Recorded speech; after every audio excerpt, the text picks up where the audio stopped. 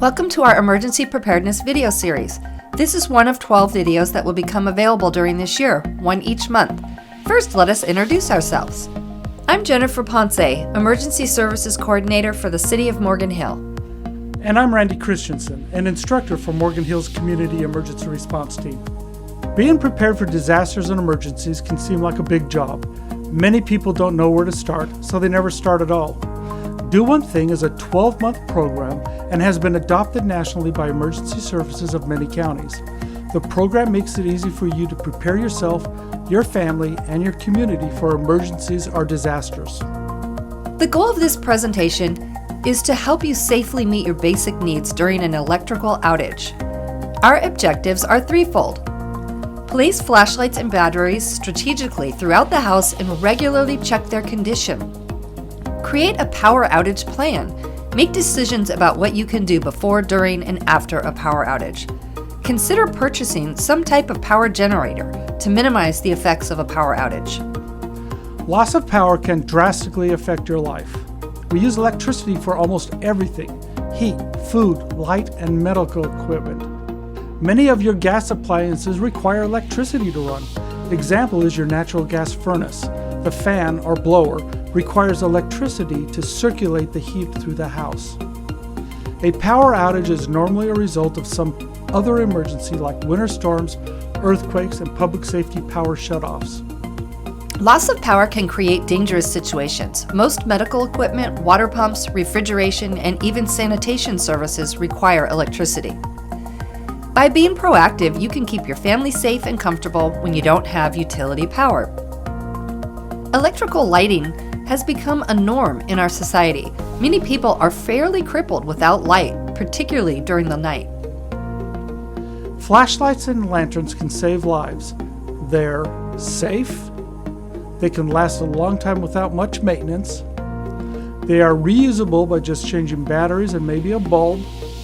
They come in all different sizes, brightness levels, and configurations from spotlights to floodlights. Keep your flashlights ready for any emergency. Every room in the house should have a flashlight with batteries. Check them regularly to make sure they are in working order and that the batteries haven't died or leaked. Keep an extra set of batteries with the flashlight. Rechargeable flashlights have become less expensive and more reliable. During a disaster, it always appears that batteries become a hot item at stores and their prices get inflated. Most rechargeable flashlights now either have a longer lasting battery storage or have the electronics to prevent the batteries from overcharging and dying. Flashlights that are solar charged are great for not needing batteries, but normally have a fairly limited operation time span. Many of what are known as emergency radio and flashlight combination devices have multiple ways of powering them, including batteries, solar chargers, and hand cranks. Shaker flashlights are an option that don't require any batteries, but are only a light source for a limited time, so you'll have to shake them on a regular basis. Glow sticks are an overlooked light source. They can be a great comfort to children who are afraid of the dark and trying to get to sleep, particularly after a traumatic event. LED bulbs in recent years have become fairly inexpensive. In comparison to the older incandescent bulbs, they are, on the average, brighter. They take a lot less battery power, which means that the battery life is substantially longer. Most LED bulbs will last a lifetime, and they are almost indestructible. LED prices have substantially come down, making most LED flashlights more economical due to the reduction of the amount of batteries used. Keep on reserve a good supply of all sizes of batteries for all of your different types of devices. Most name brand batteries have dates on them that state how long they are guaranteed to last, which is normally 5 to 10 years. Keeping the batteries in their original packaging makes them easier to return to the store under warranty if they leak. Most rechargeable batteries will do what's known as self-discharge. The better ones retain 90% of their capacity after 1 year, 80% after 3 years, and even after 10 years in storage, some are still 70% charged. Preparing now for power outages is an essential step in keeping your family safe. Heavy snowfall and dropping temperatures froze the electrical wind turbines in Texas, killing all power to millions of residents for many days. The breakdown of Texas's power supply system is the perfect example of how our power grids can be compromised by natural forces like bitter cold, heavy snow, ice, and high winds, which cause a surge in demand as people bump up the heat. Here in California, we have the Public Safety Power Shutoff, or PSPS, which cripples our power distribution when high winds are a threat to PG&E transmission lines. California is currently importing 33% of its power from other states. That's up from 25% in 2010. There's also a growing threat of power outages due to cyber attacks and acts of terrorism. Before a power outage, get the phone number that your power company provides for reporting outages and program it into your cell phone. If your power company has an outage app, download it onto your phone, practice, and become familiar with it. If the power company doesn't have an app, bookmark the web page for power outage information in your phone's browser. Install thermometers in your refrigerator and freezer. This will allow you to monitor the temperatures within the refrigerator if the power goes out. If you have an electric garage door opener, learn how to manually release the garage door from the opener and how to open it. Also learn how to manually lock the garage door when disconnected. If you have medical health support equipment, notify your power company. They may also be eligible for discount pricing on your power bill. If there is a power outage warning, or if you believe one will happen, fill empty spaces in your freezer with containers of water to help keep the freezer cold. Never let your gas tank go to empty. It is recommended to keep it at least half to 2/3 full. Make sure your phones and other battery-powered devices are charged and that you have the necessary cables available. When a power outage happens, immediately report it to the power company and monitor it on your app or web page. Unplug or shut off breakers to your appliances and electronics. This will eliminate power surges when the power is restored. Try to keep the refrigerator and freezer doors closed. Only open them when absolutely necessary and for a very limited time. Have a battery-powered or emergency radio to stay informed. Regularly check the power company's app or webpage on your phone for updates. Many consumer services may not be available during and after a power outage. Gas stations, banks and ATM machines, grocery stores, pharmacies, schools and daycare centers, medical clinics such as doctors' offices, dialysis centers, and possibly urgent care centers who may not have backup power. Keep an eye on your refrigerator and freezer temperatures. Remember 41 degrees Fahrenheit. If the refrigerator is above 41 degrees for 4 or more hours, the perishables may not be safe to eat. If the freezer stays above 41 degrees for more than 1 to 2 days, food may be unsafe to eat. Food poisoning isn't worth trying to save a few dollars. When in doubt, throw it out. Safety concerning carbon monoxide. Never run a generator, barbecue grill, or a camp stove indoors or in the garage, even with the door open.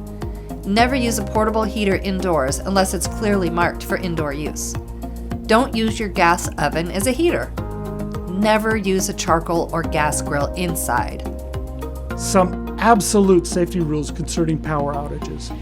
Never leave burning candles unattended or with children. Stay a minimum of a school bus distance away from any downed power lines.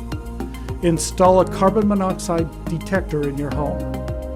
Have one on each floor where there are living and sleeping areas.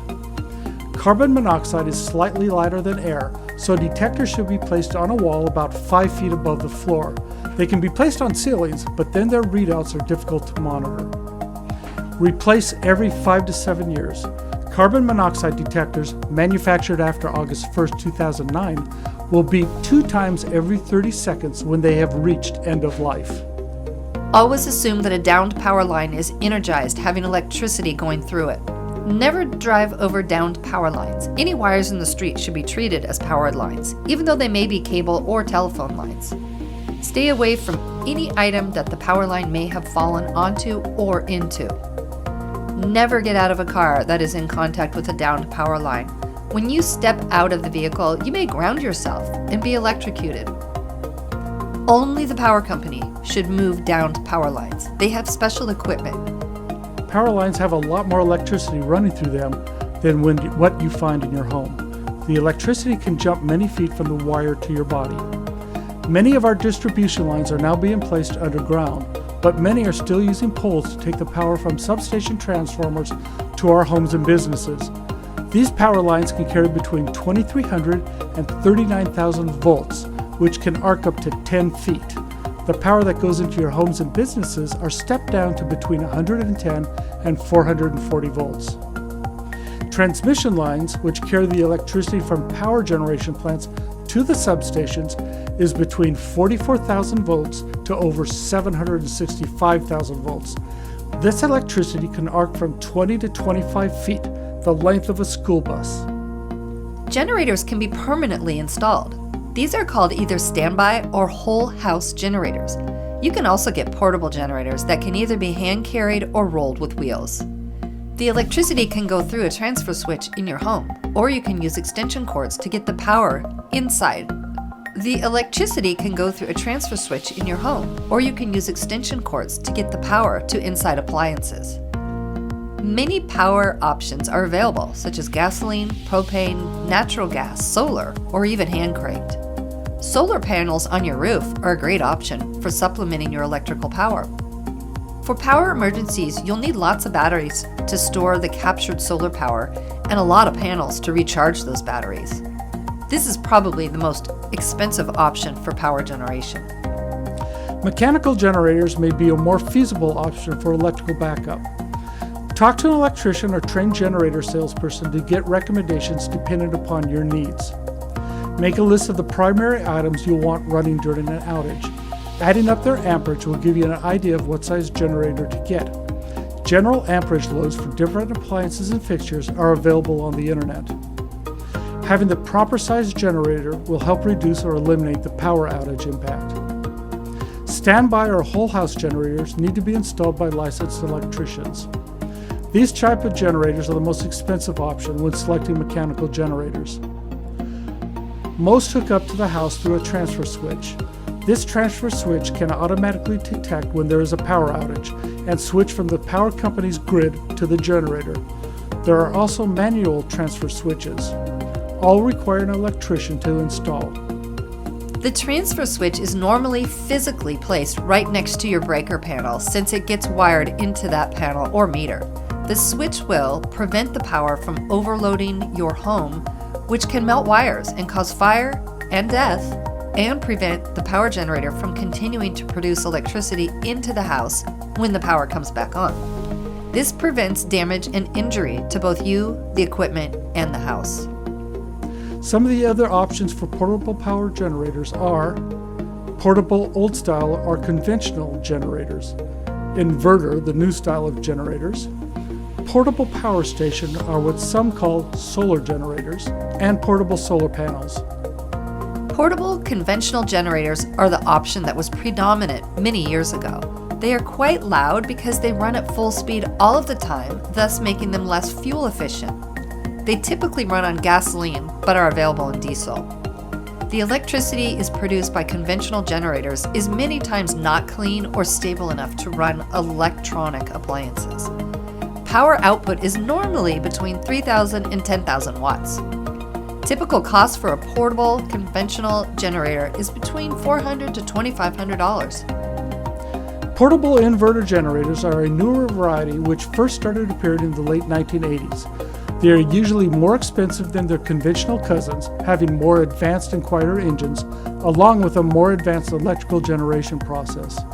The engine only runs as fast as necessary to generate the electricity required, thus making them more fuel efficient. Inverter generators typically run on gas, but you can get them with special carburetors which will allow you to switch between gasoline, natural gas, and propane. This does increase their price. Because of different ways they produce electricity, the power is very stable for running electronics, like computers and other high-end electronics.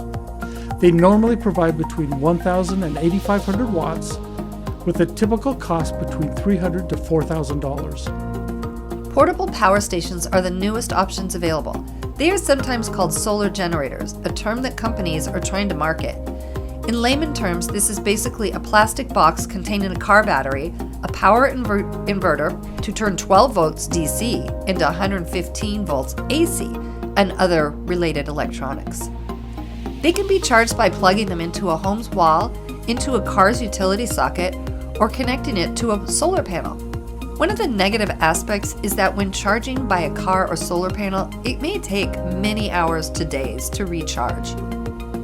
A plus side is there isn't any noise because of the lack of engine, thus there are no exhaust emissions. A power station can provide between 150 to 6,000 watts and typically cost between $200 to $5,000. Solar panels create direct current at lower voltages, usually between 6 to 24 volts. To be able to run 120 volt items, like you normally find in your home, you'll need to store that energy in batteries and have an inverter to change the direct current to alternating current. The panels come in many different sizes and configurations, along with different power outputs. Many of them can be linked together to create additional current. Costs vary greatly depending upon materials, capabilities, and sizes. Like whole house generators, portable generators can be connected to a transfer switch, making electrical transfer to your home easier. If not using a transfer switch, your option will be to use AC extension cords run into your house. In using AC cords, the amount of electricity that will be pulled through the extension cord and the required length of the appliance will dictate the gauge or thickness of cord needed. Too much amperage through a cord will melt it, possibly causing personal injuries and fires. When using an extension cord, always unplug the appliance from the wall and connect its plug into the extension cord. Never run a generator inside of a building. In review, we have discussed 3 basic areas to address when dealing with a power outage. Have flashlights with batteries available in most of the rooms in your home. We've discussed items to include in a family power outage plan, things that should be done before, during, and after a power outage. We have discussed types of generators and their related components. We encourage you to consider obtaining some source of backup electricity. Thank you for your time. This concludes the Do One Thing presentation on power.